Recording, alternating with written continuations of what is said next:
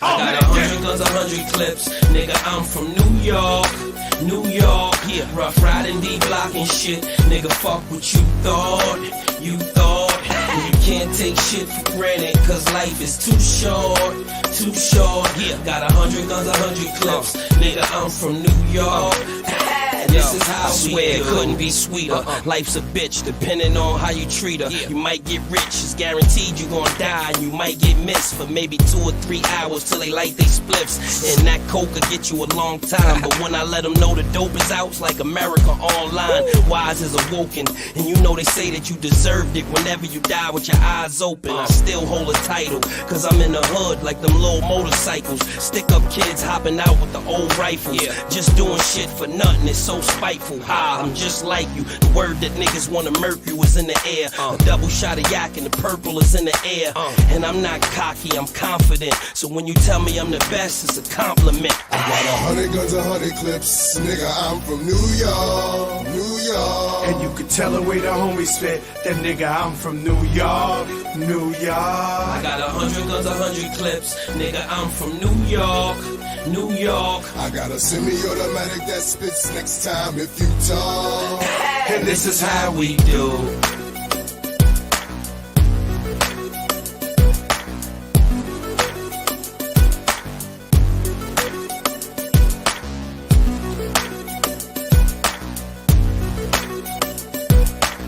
You gonna fight it to the bitter end? I always fight to the bitter end, don't I? We have before us the opportunity to forge for ourselves and for future generations a new world order. This crusade, this war on terrorism, is going to take a while. We came, we saw, he died. We tortured some folks.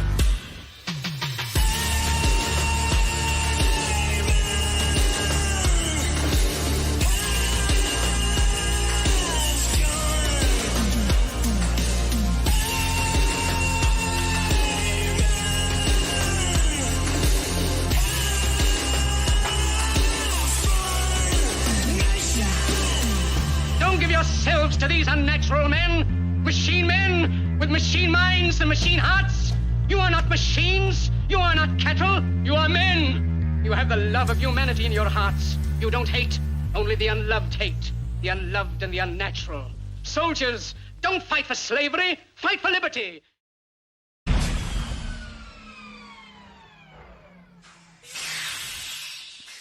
And the pod's been parked. Ladies and gentlemen, welcome to the show.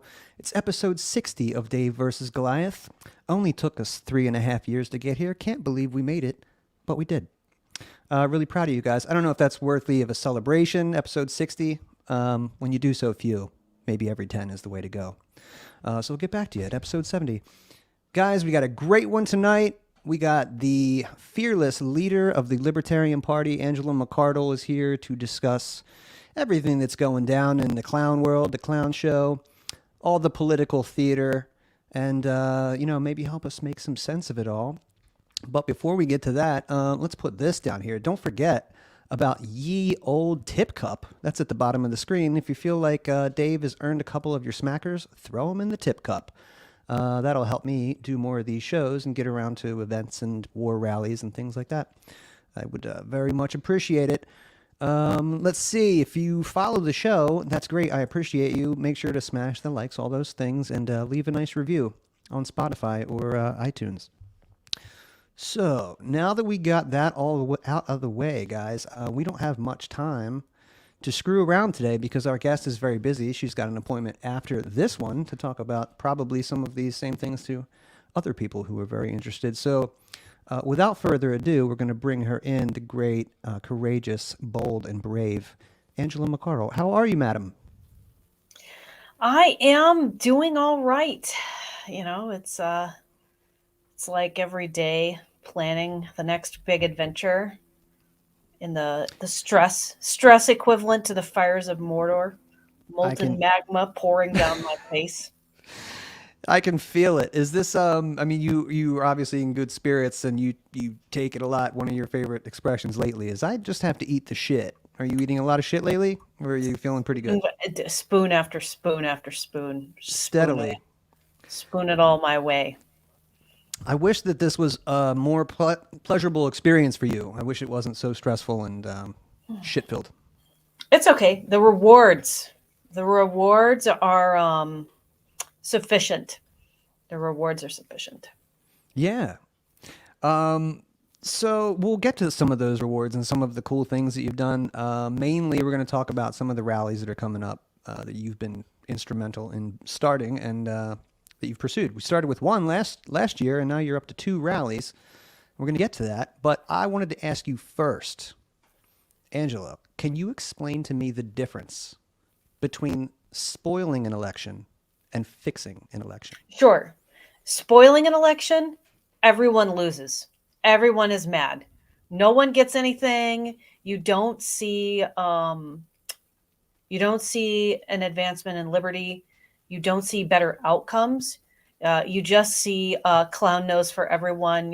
Joker, watch it burn. It's a punishment thing. I think there's sometimes also an aspect of nihilism in it. It really depends on what's going on, right? Fixer means you're improving something. You're wielding the power and you're making something better. I think they're 2 very different things. I agree. And I would say that what you've been able to do, and not just you, I would say that we've seen some cool parallels, like with Libertarian Party of Colorado, but you guys have kind of done the inverse. Like, rather than, hey, we need this guy to take us to the very top and he's the one to do it this year. It's like, well, maybe if you just use some, jujitsu on these people. Yes. Then that's really where your true power lies. And I wish that more people were, just maybe more creative. Like you've gotten a lot of grief for not only like talking with Trump, but you went to Mar-a-Lago, you spoke with him, you brought him to our convention. He heard our grievances. I still heard you on Punk Rock Libertarians the other night, and it seems like this is pretty well received at this point, but still people are like, wow, I thought that was risky, or maybe you shouldn't, or the backlash could have been this. But I mean, this is real. I got to tell you, this has almost changed my whole view on the situation. Like I'm now taking a position as like, well, no one has ever come to us and said, well, what do you want? So right. It would be really easy to put all of the duopoly or all Republicans and Democrats in the same basket because they never gave a shit. And I'm not even saying Donald Trump cares about us or thinks that we're really interesting people. It's just that he obviously needs something from us, and we need some things from him. So maybe we could cut a deal. That's kind of where. That's right. Yeah. That's right. That is basically. Let's back up and into history. One of the things that we find so unpalatable about things that the behaviors of the people who were formerly of the pragmatist caucus, the prags, specifically the left-leaning prags, but a little bit of the right-leaning prags too, which is like an extinct species at this point. There's like 2 or 3 of them roaming around. They would chase after Republicans or Democrats, and they would not get anything in return. They didn't get anything. Any quote unquote concession or statements they got were not radical. It was like, oh, maybe I could talk about a flat tax, which usually they didn't even get anything like that. Like, it was never anything radical. It's a very different scenario to have a former president approach you and be like, hey, we need your vote. We need your help. What can we do to make that happen? And then you can say something really radical, like free one of our political prisoners and abolish an agency. And he'll be like, you son of a bitch, I'm in. Like that doesn't happen. They're very different scenarios. Agreed. And he didn't, that speech, I've went back and I've watched it a couple times now from when he came to our convention. And I've put this on Smots' show and another one or two. But I would challenge anybody. Again, I know this is just rhetoric. Yeah. But I will challenge anybody to go find any ex-president or our current libertarian president and vice presidential candidates.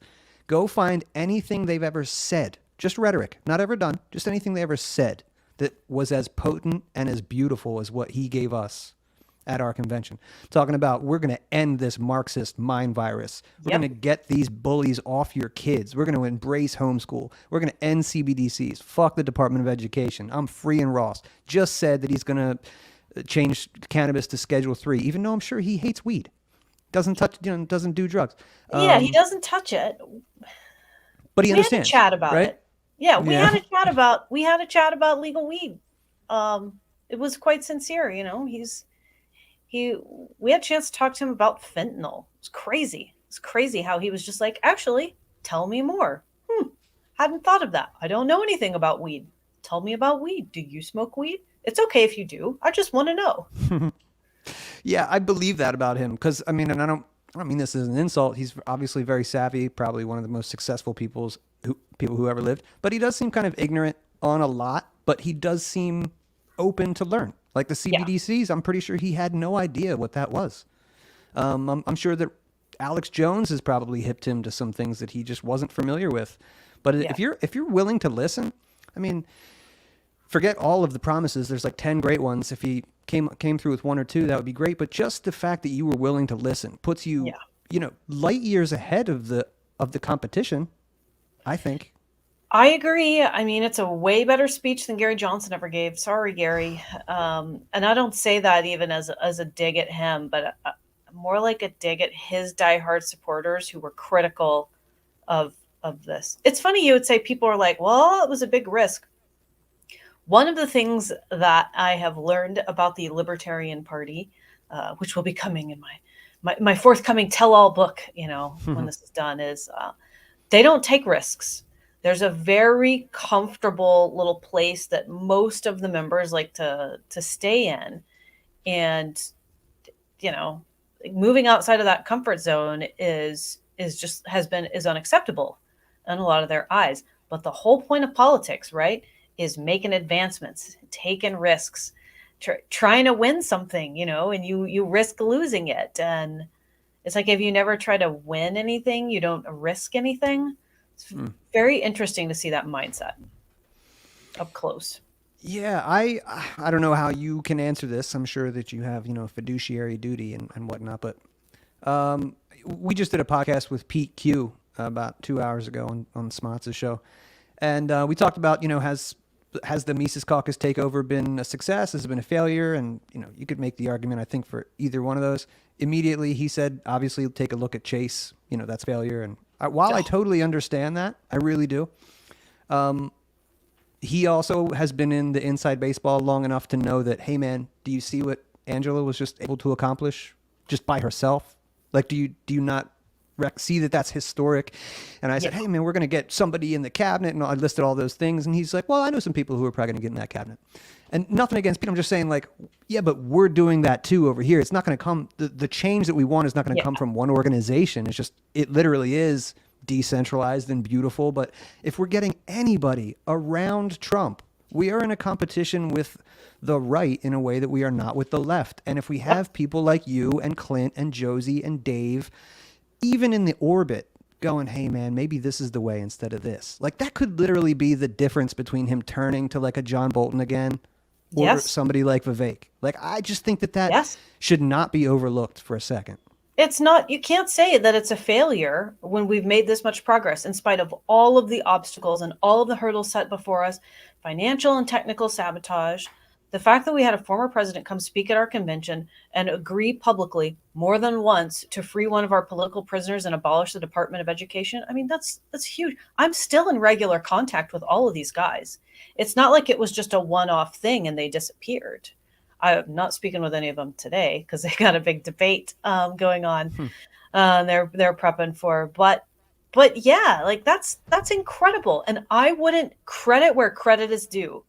I wouldn't be able to do all of this cool stuff if the Mises Caucus hadn't gotten together and worked their butts off to elect me. So it's not just me. Like it's like a relay race, and everybody had to run their share of the race and carry the baton. And I just had to get it across the finish line. So major props and thank you to everybody who was at Reno and everybody who's been at county and state level conventions. Like, it totally paid off. We are doing amazing work.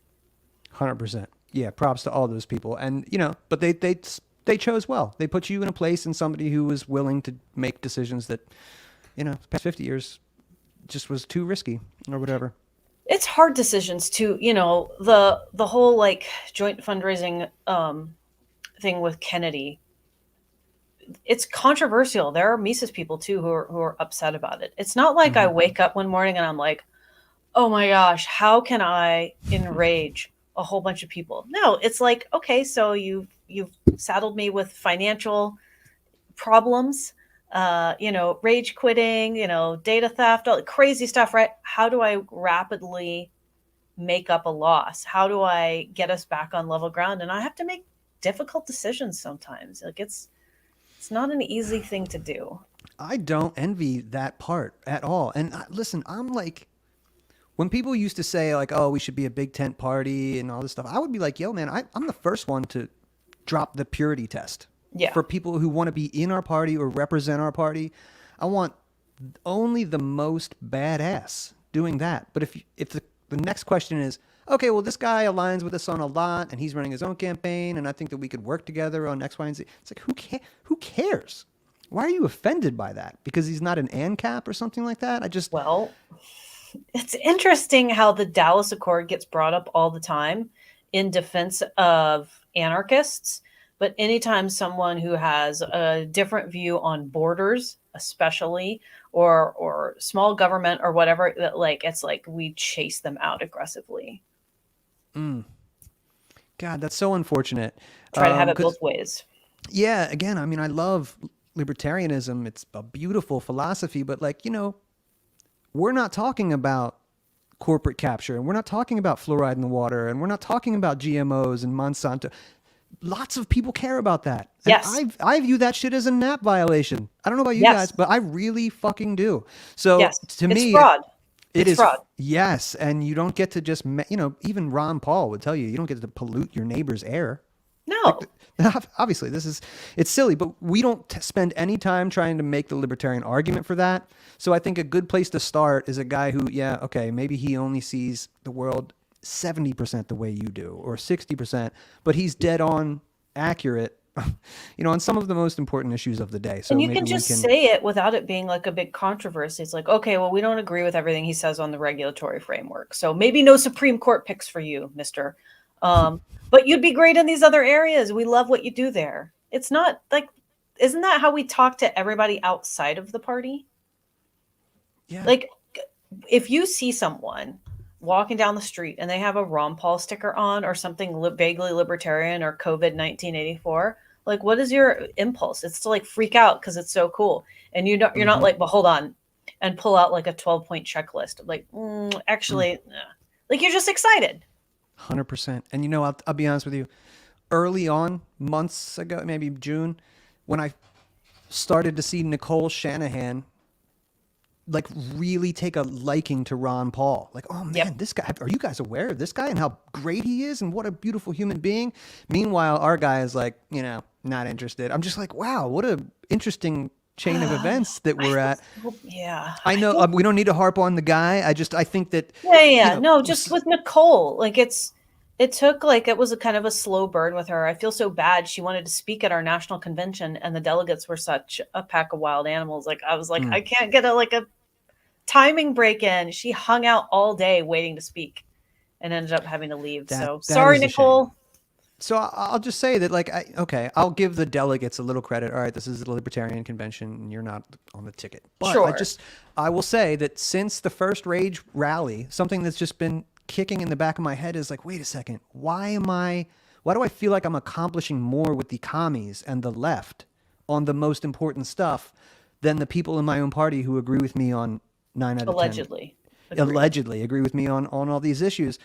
So, I mean, when it comes down to it, I'm really excited about the tectonic plates shifting below our feet. And you see Tulsi going over here with Trump or RFK over here and them calling you guys up. While on the other side, you have Dick Cheney and, the Bushes, I assume soon coming behind Kamala Harris. This is all coming full circle. And it seems like a cool thing if you're interested in pointing out, it's really just about tyranny versus freedom and not really left versus right stuff. Good time to be alive.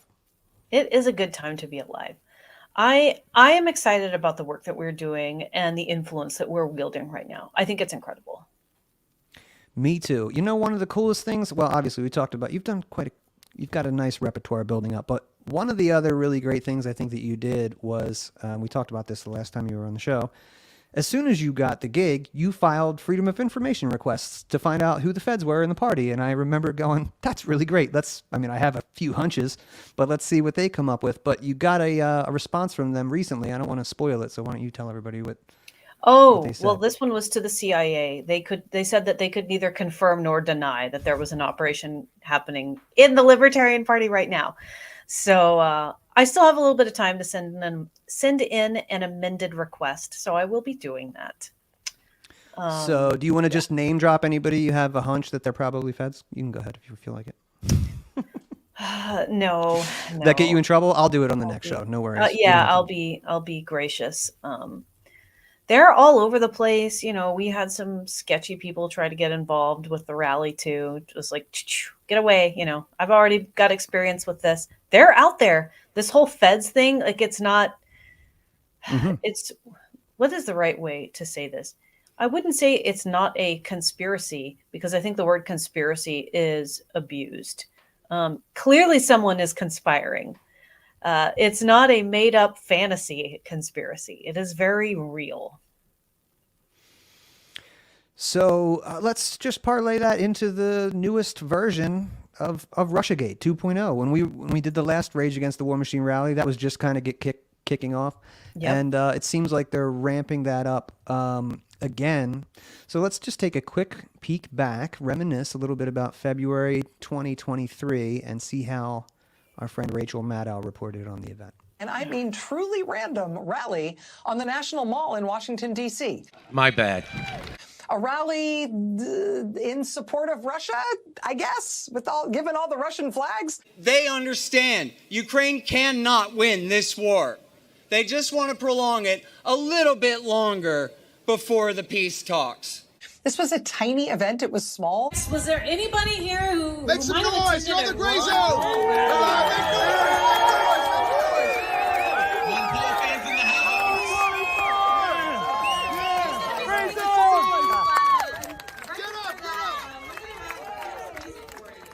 Make some noise! Make some noise! It was a weird assemblage of Americans. There were Proud Boys there. There were some of the white supremacist groups you'd recognize from the Unite the Right rally in Charlottesville a few years ago. These little media whores that get paid to put out by their corporate pimps and their government whoremasters. There were a lot of people with Russian flags, also the occasional flag of the former Soviet Union. Also, at least one person who guest hosts for Tucker Carlson on the Fox News Channel. World War III cannot be won. They're living in this archaic mindset of World War I and World War II and not facing the realities that we have today. There were anti-vaccine conspiracy theorists, a lot of them. There were cryptocurrency promoters. It was a really weird group. It was a small rally and a weird one. If you can't print the money and you can't collect the taxes by debasing the currency and stealing the wealth from the people, unnerving the middle class and the poor, because that's who really pays for this, you couldn't have a war. That's the assemblage of short straws and split ends and loose change and loose electrons that's advocating in this country that Russia's in the right in this war and America should be on Putin's side. But do you see the PR kind of nightmare that it might spur about?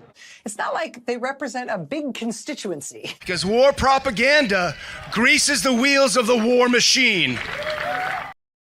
Oh boy, do I hate corporate press with every fiber in my being. Just insane. So if anybody ever tells you that you're not making a difference, just show them that. And just know that Rachel Maddow does not talk about you if you're not doing anything of worth. Very true. Very true. So that was a lot of fun. I had a great time at that event. Beautiful weather in February last year. You are doing this again in a couple weeks. And you're doing this as it's 2 events. So you can clear up how that's kind of split up and maybe what the difference in the two are. But let's start with the Rage Against the War Machine coming back for round 2. Yep, rally weekend, September 28th and 29th. Saturday, the 28th, is Rage Against the War Machine 2.0. We are doing a sequel. Same demands: abolish the military industrial deep state. We got to change one demand. Instead of free Assange, we now get to demand pardon Assange, which is like a beautiful, amazing thing. Abolish the CIA, abolish wars for empire, global nuclear de-escalation.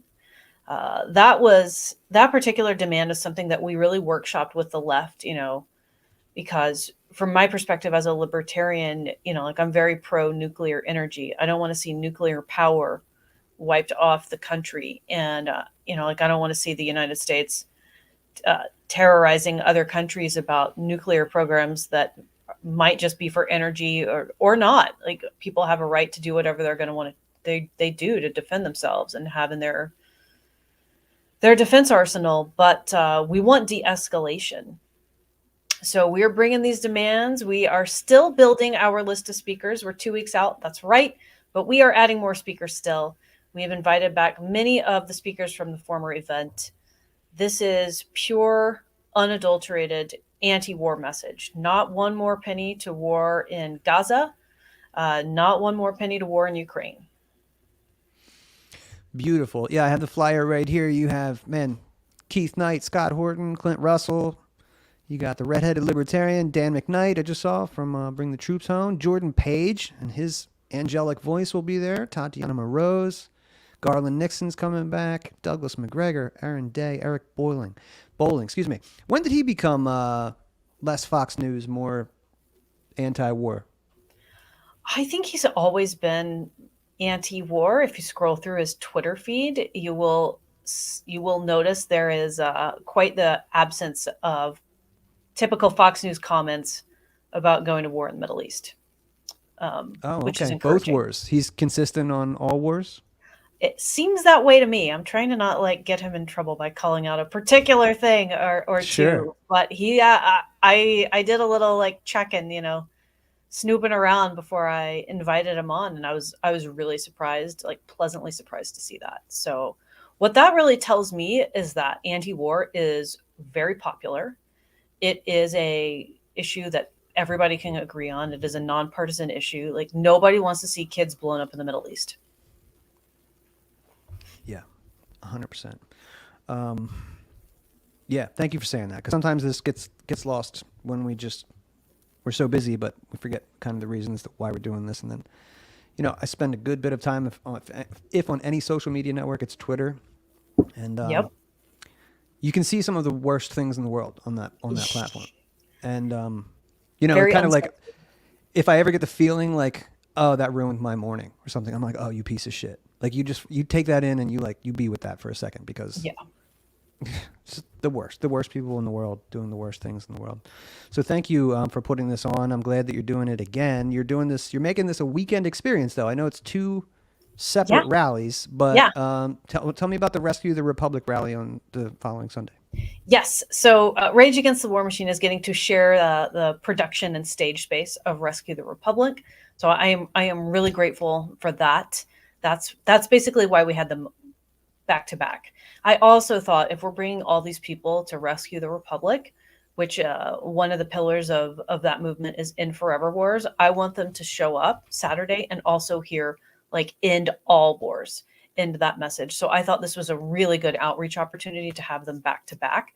But Rescue the Republic is the creation of me, Brett Weinstein, and Matt Toon, who is the guy behind the Defeat the Mandates anti-vaccine mandate program, that rally series. There was a huge rally.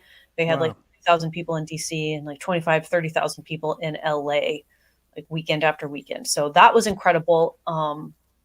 We all got together and we said there's something very alarming happening in the United States. It seems like the military industrial complex, there's all these industrial complexes, these state and government merger apparatuses that are starting to control things.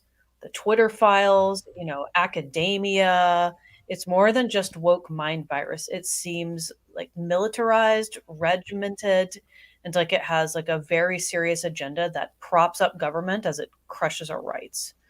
So we said, we need to form a unity movement to push back against this. Unity, normally when I hear like peace, love, unity, I'm just like, okay, that sounds like kind of spineless and not interesting. This is different.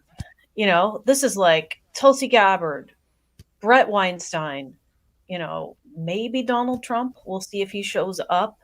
Robert. I was just going to say that's never going to happen, but I was saying that when you actually made him come. So Right. I'm not going to We'll not going to see. detract now. Yeah. We'll see. I mean, it was on track to happen until someone shot at him at an outdoor situation. So we're going to have bulletproof glass for our speakers. I hate to have to go there, like have a you Pope spoken to Trump since they took Not an attempt? personally, no, to people on Okay. his team. Yeah, I was speaking with someone on his team when it happened. Does it seem like he's? I mean, obviously, it'd be weird if he wasn't. But does he seem different to you since then? Yeah, Yeah, yeah, I think so too. yeah, definitely. I hope he's okay. I saw Melania put out a little video. She doesn't talk much, but she just said, "Hey, this is weird that nobody's talking about how somebody tried to murder my husband. feel like we should I get to the know. bottom of that." I know. Yeah. I mean, God bless her. Yeah. She gets there's a lot of speculation and grief about her because how dare she like stand by her man. Mm. But yeah, it takes a lot, I think, to break that woman to the point that she needs to speak out publicly. Yeah. But yeah, this event. So we have come together and we've said we got to unite. We got to unite against Team Blue because they're the ones propping up this like conglomerate of industrial complexes. It's a difficult thing to describe, but when I describe it, everyone knows what I'm talking about.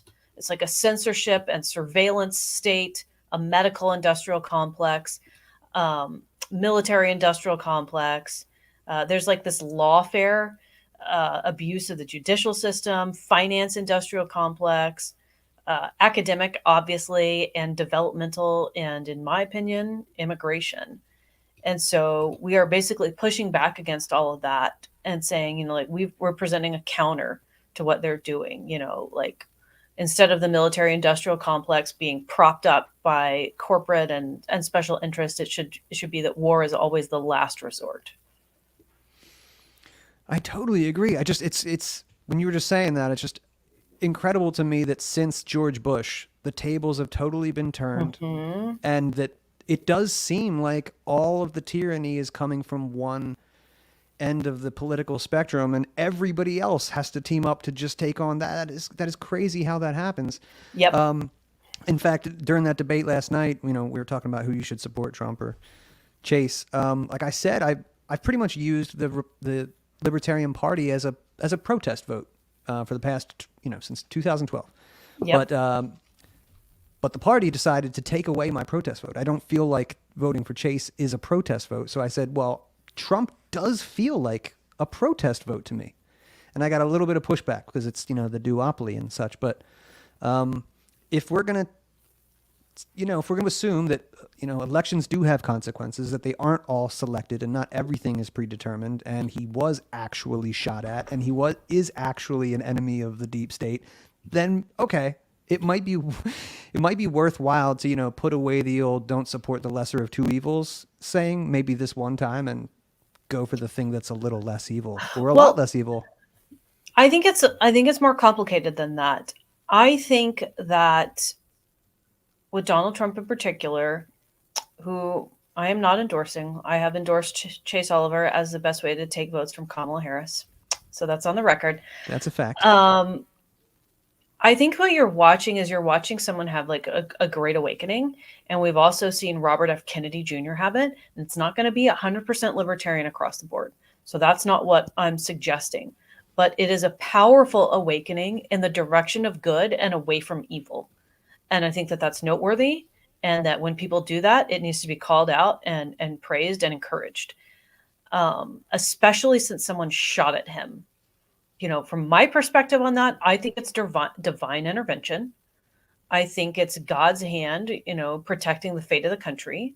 At the same time, I don't think God's like stamping an endorsement and that Christians should be, memeing him as Jesus on a cross.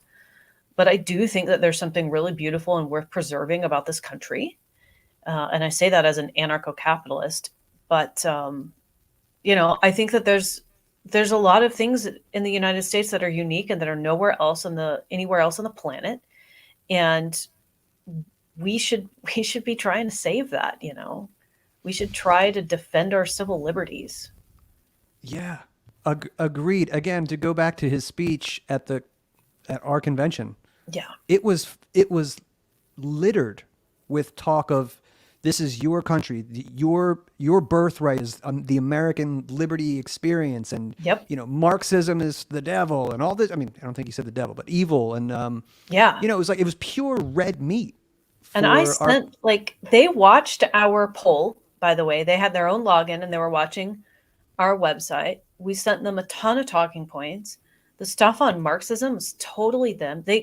We sent them talking points and then they did their own research and added to it. There was a ton of work that went into that. It wasn't like they just ripped it from someone's podcast. There was a lot of back and forth, a lot of asking questions.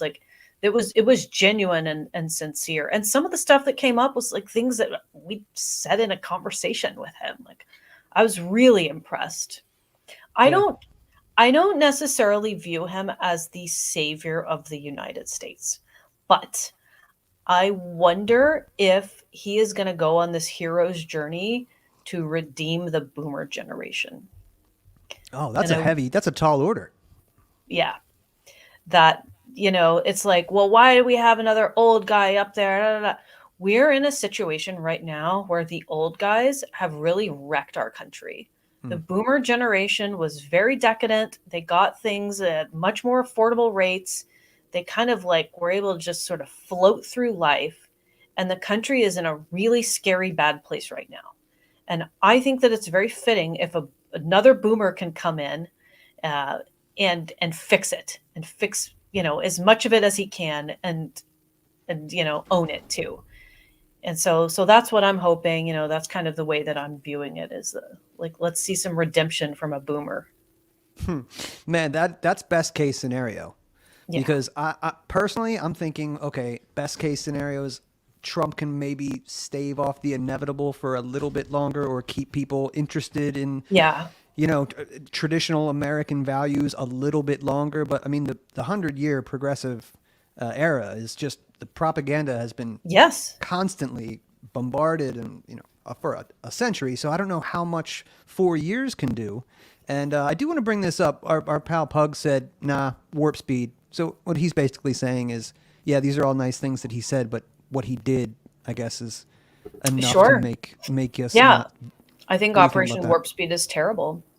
Yeah. And he's been pressed on that a lot. And he did at our convention finally say, that schools that enforce federal vaccine mandates aren't going to get federal funding. It's taken a lot of work from a lot of people to shift his mind on that. It took a lot of people to shift him on Bitcoin. Mm-hmm. It's not at all a perfect scenario. No. I recognize the gravity of pushing Operation Warp Speed and all of its consequences. But if someone who did that is willing to try to redeem themselves and fix the situation to the best of their ability, and I got nothing else and no one else who can do it, best of luck. Let's wish them luck and hope that it works out. And sometimes you might have to make an adult decision and literally choose the lesser of two evils. If two, as we would have said, whatever. If two authoritarians come at you and say, look, there's two wars going on right now. Well, I'm going to continue both. One says I'm going to continue both of those wars. And the other one says, well, I'm going to continue one of them. Maybe you should pick the one that's going to continue one war. Anybody who doesn't want to vote for Donald Trump, I mean, please do go and vote for Chase Oliver. I'm not here saying you have to vote for Donald Trump, but I am telling you realistically what it looks like it's going to happen in the country. Another thing that I think is going to happen that Donald Trump is going to do, hopefully this, if we get him surrounded by the right people. And by the way, the battle for influence right now is essentially libertarians, big L and small L, versus the Giuliani crowd. It is a battle of minds between who didn't screw him over.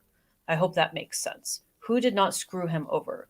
Yeah. And those are sort of the camps. Yeah, hard to underestimate or overestimate how much he values loyalty. Like He if you- values it, I think.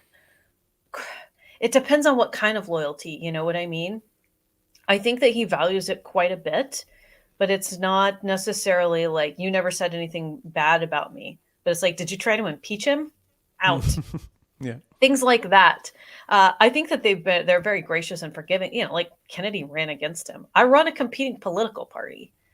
It's a different type of loyalty. It's like, are you going to try to like screw me over? Because if so, you're out. But if it's healthy competition, if it's a battle of ideas, you know, it's like you've changed your mind. If it's just criticism, like all of that, I think is welcome because they really do want to appeal to everybody and also improve, which is good. But anyway, the thing that I think that he is going to do that is going to turn things around in the country, and I hope this really happens, is aggressive deregulation. It's a very unsexy topic.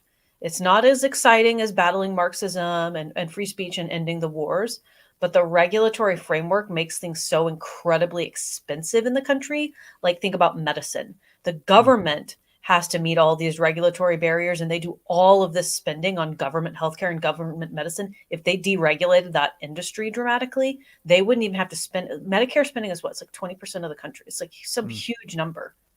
Imagine if that was like cut in half. That's huge. So if he can aggressively deregulate, and then people can also start making money, and then you're not spending $1,000 at the grocery store every month when you used to spend $500, like it would, the impact would be staggering. And so that is a real hope for me. Oh, I would love that. I hope he can do it. Quick question here from Ray C. He said, who's going to be the libertarian in the cabinet? If it's going to be Peter Thiel, give me a wink. No. I've passed on a few names. My understanding, and their understanding as well, is that it must be a capital L libertarian. That does not mean it's going to be someone who's active in the party and social media circles. Right. Most likely going to be a Trump judge. memes. Hire me. Yeah. A judge or a retired judge. Maybe someone from all the like libertarian like legal organizations. So it needs to be someone who could pass Senate confirmation. I'm not going to pass Senate confirmation. No. They're going to be like, no, they're not going to vote for me. They're going to be like, screw her, out. Yeah. You know, so no, it's not me. Okay, it's not you, not Peter Thiel. Not Peter Thiel. Not Peter all right. Thiel. Maybe But you know what? Judge Knapp. Let's hope for that guy. Not Judge Knapp. I don't know that, you know, he's anti-Judge Knapp. Although, didn't Judge Knapp say a couple of weird things about impeachment? Oh, I don't know. Is he on the impeachment? Was he weird on impeachment? I can't See, remember. if he did, Trump keeps a list. Better be loyal. I would keep a list of the people that said I should be impeached. I'd be like, no job for you. At the end of that video from the very beginning, he's like, yeah, I always get even. You know, I believe him. He was saying stuff like that in the 80s. I don't know that. I don't know that Judge Knapp did. I just realized I couldn't remember. I knew he, you know, the one that said all the no things on impeachment was Amash, who got, you know, murdered, called 911. We lost a Senate race. That's why. Stan Smots wants to know where your mic is. Oh, we had to talk about that. Yeah, I gave her a pass, dude. It's right here. The kid here. got a hold of it. Yep. Little Became a baby toy. boy took the little connector piece here. Adorable. I set it up and then I couldn't reach. Yep. And then you'd think, being a woman, I could this would fall in the purview of interior decorating or something. Set up a microphone so you can reach. So I took it apart and I left it, and its pieces are all over. They're gone. Okay. So, foiled once you again. get that thing, once you get it up and running, though, that's a nice mic. So looking forward to it. It'll be nice. For your third visit, it'll be happening. So just we'll put a bow on the Rescue the Republic, and then we'll get out of here because you got another showing. But this looks great. Yeah, Robert F. Kennedy Jr., Brett Weinstein, Robert Malone, Jimmy Dore, Zuby's going to be there, Tulsi Gabbard. This is great. Why didn't you put it in the same day? You're making it very difficult for me. Oh, why did we do 2 days? Too much. This is like 7 hours worth of programming. Corey DeAngelis too. Oh, great. Zuby and Corey DeAngelis. Oh, Russell Brand. How about that? Can I announce? You can have the exclusive announcement. Please. I hope they don't kill me for announcing this. Rob Schneider just signed on. What? I just asked him on Twitter if he was going to show up, and he didn't answer me, bastard. But he's going to be there. That's great. Oh, wow. So congratulations. That's huge. Some of the criticisms I've gotten are there's not enough libertarians on there. How can you be in charge and there's not enough libertarians? Okay, so the obvious answer is I have to get them to agree first. And that's a hurdle with some people because of scheduling and so, personal matters. But we do. Rob Schneider is OG. That man is highly libertarian literate. Zuby also. Corey DeAngelis also. The ANCAPs on the stage. So bam. Got him. So which rally will Chase Oliver and Cop Tremont be speaking at? They have been invited to table at both events. I think they might have something else happening that weekend. They are certainly welcome to come and be set up. That is definitely an invitation. I just saw Dr. Jill Stein on the Breakfast Club. I'm like, yo, man, fucking fourth place is getting out here on the Breakfast Club. Where's Chase at, bro? You need to go on a show or two. You already told Trump already told Tenet Media and Tim that you wouldn't go on their show. And Dave invited both of them. They haven't been on that show. I would just take any opportunity I had if I were those guys, but that's just my opinion. I will pass on invitations for them as I get them. As is awesome. Sort of my job, although not technically my job, but I will take it as sort of my job. You're doing a great job eating all that shit. Thank you. I love to eat shit. And as gross as that is, that's how I make awesome things like this happen.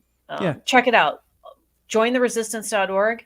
You see this beautiful artwork that the guy who does artwork for Joe Rogan made for us. We've got Lady Liberty leading the boat. We're crossing the Delaware, man. We're on the attack. I love it. I didn't know that was the artist, but it does look great. Great branding. Congratulations on making all these beautiful connections, and make the most of them, Angela. You seem like you already are, and I'm very grateful for it. And I will see you. I want to try and do the weekend, but it might just be the Rage Against the War Machine. Do it. RageAgainstWar.com. JoinTheResistance.org. Please go. Please donate. This was a very expensive event to put on. I have been on fundraising calls non-stop trying to scrape up some dollars from donors. So please donate. Show us your support. We want to put on an amazing event for you. We want to rescue the Republic. We want to say no to the war machine. Hell yeah. Hell no to the war machine. Yeah, I'm with you. I'll see you there, and I'm really looking forward to it. And you guys want to tell these guys where they can support you? I know that you told them where they can support these shows, but how about you? You can find me on Twitter at Angela4 LNC Chair, and you can find me on Patreon, Locals, and Substack. Please subscribe. Throw me a few bones. I do all this for very few dollars. Very, very few dollars. That's why they pay me the small bucks. Make it happen. Send Angela dollars. And while you're at it, send me some money too. That would be great. And we'll do this again soon, guys. Really appreciate your time. And see you next time. Peace.